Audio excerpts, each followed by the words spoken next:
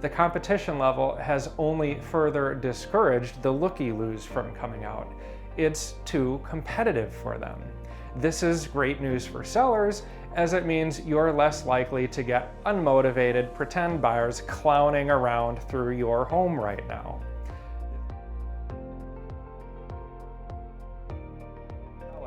Now is a great time to cash in. Again, you'd typically have to wait 7 years to get this much of an equity increase as we've seen in the past 12 months. Inventory is still near record lows, even though it's looking like it's starting to pick up, and homes are continuing to sell for record levels over asking price.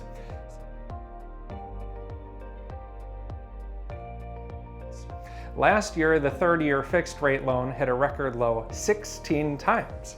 Add to that the fact that people spent 2020 trapped at home, realized they didn't love it there, were forced to save because they couldn't go out, and many received government stimulus money. These conditions created a case of Zillow fever like I've never seen. With all of the increase in equity, 20% on average, nationally, sellers are starting to get the idea that maybe, just maybe, this might be a good time to sell. Indeed, oh seller, it is. Never better, in fact.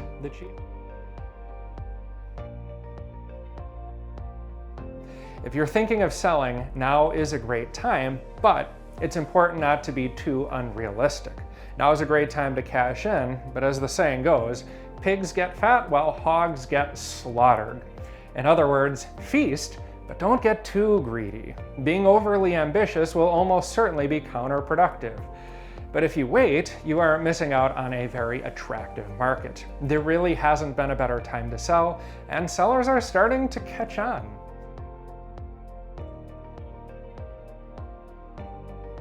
But this is something buyers need to know. It's going to cost you more money in the future to buy a home than it does today. Over the life of a loan, this could mean tens of thousands of dollars more to buy a home at the same price point today as it will in a year.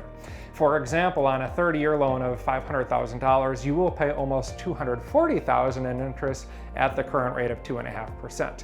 At 3.5%, the same loan of $500,000 will cost you over $308,000 over 30 years. To put it simply, waiting 1 year is expected to cost you $68,000 in interest alone, and home prices are expected to increase too. In terms of home prices, we see a universal expectation that appreciation will decrease in 2021, but it is still increasing. Some of the more bullish forecasters have it over 10%, while the more bearish ones are between 6 and 8%, with an average of 8.9%. That's a far cry from the current appreciation of 14.6%, but what's important to note is that prices are expected to continue to go up, and well above the typical 2.5 year-over-year increase. If Dr. Seuss sold real estate, he might say appreciation is slowing, but it's still growing.